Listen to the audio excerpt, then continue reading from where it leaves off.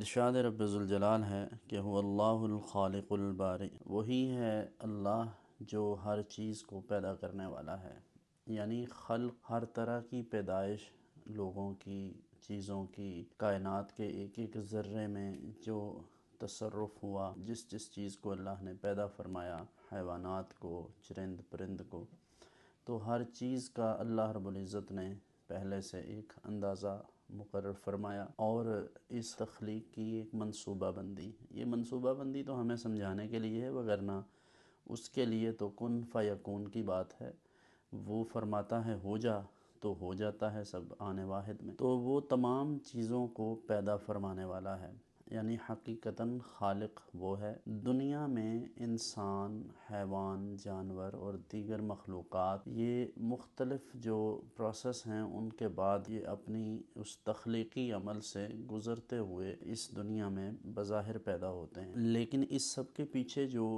حقیقت کار فرما ہے وہ اللہ رب العزت کا امر کن ہے، وہ اللہ رب العزت کا وہ ارادہ ہے، اور مالک کریم جل وعلا کا وہ حکمت برا وہ عمل ہے جو تخلیق کا ایک خوبصورت کرشمہ ہے، وہ اس کے پیچھے کار فرما ہے۔ تو ارشاد فرمایا کہ حقیقی کریٹر، حقیقی جو پیدا کرنے والا ہے اور لوگوں کو یا مخلوقات کو تخلیق فرمانے والا ہے، وہ اللہ ہی ہے، الباری المصور، اور وہ ایسا ہے کہ تمام چیزوں کو ترتیب دینے والا، ہر چیز کو اس کی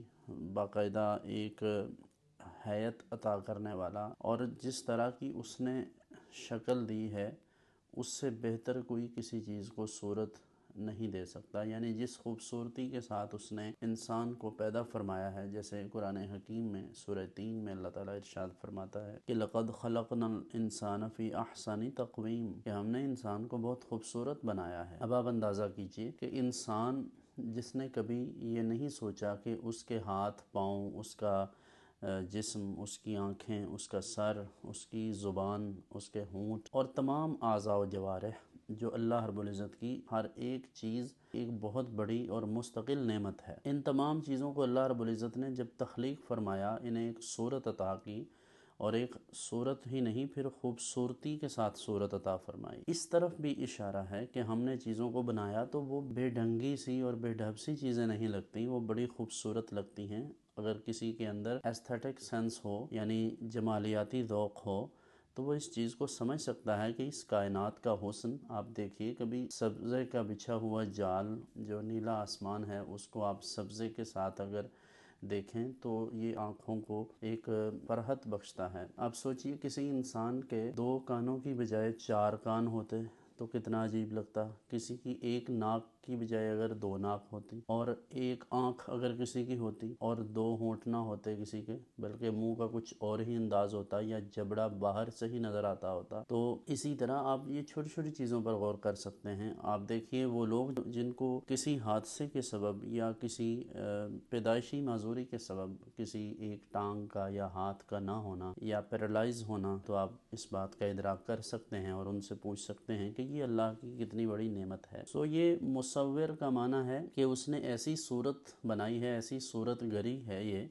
کہ کوئی اس طرح کی صورت نہیں بنا سکتا، کوئی ایسی منظر کشی نہیں کر سکتا، کوئی ایسا عکس تیار نہیں کر سکتا جس حسن کے ساتھ، جس خوبصورتی کے ساتھ اس نے تمام مخلوقات کو پیدا کیا ہے۔ انسان انسانوں جیسے ہیں، مگر ہر ایک کے آئی پرنٹ علیحدہ ہیں، فنگر پرنٹ علیحدہ ہیں، اس کا جو خاندانی تعارف ہے، نسب ہے، وہ سب الگ الگ ہے۔ تو یہ اس مالک کریم جل وعلا کی وہ قدرت کاملہ ہے جس پر غور و فکر کرنے کی ضرورت ہے۔ فرمایا لہ الاسماء الحسنی، اللہ رب العزت کے لیے خوبصورت نام ہیں، یعنی اس کا ہر نام خوبصورت ہے۔ یسبح لہ ما فی السماوات والارض، جو کچھ بھی زمین و آسمان میں ہے،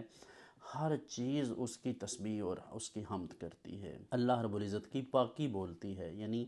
مالک کریم جل وعلا نے جس چیز کو پیدا فرمایا ہے، ہر چیز اس کے لیے ہمہ وقت اس کی تعریف، اس کی پاکی اور اس کی تسبیح بیان کرتی ہے۔ وَهُوَ الْعَزِيزُ الْحَكِيمُ، اور وہی اللہ رب العزت ہے کہ جو غالب ہے، جو حکیم مطلق ہے، تمام کی تمام حکمتیں اور ساری کی ساری بہتریاں اسی کے علم میں ہیں۔ اللہ رب العزت ہمیں اس سورہ مبارکہ میں بیان کردہ تمام اللہ رب العزت کے اسماء مبارکہ اور دیگر احکام الہیہ پر عمل کرنے اور ان کی برکات لینے کی توفیق مرحمت فرمائے۔